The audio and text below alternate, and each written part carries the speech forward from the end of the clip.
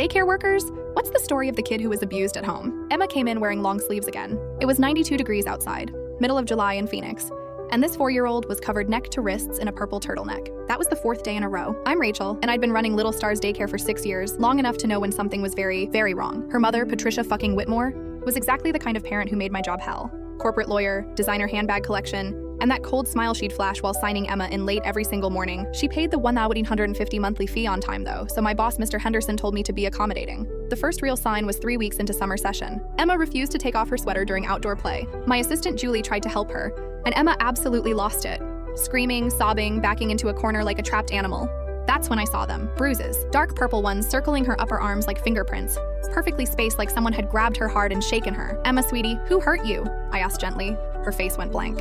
Completely empty. I fell down the stairs. They lived in a 1-story ranch house. I'd been there for drop-off once. I started documenting everything. Julie helped me photograph Emma's arms with timestamp metadata.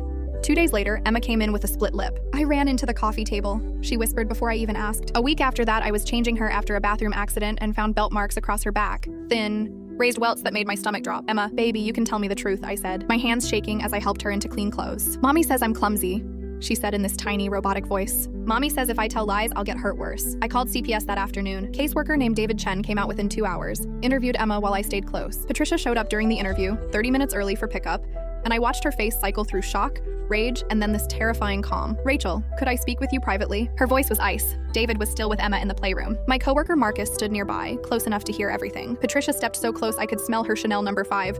"You have no idea what you've done," she hissed.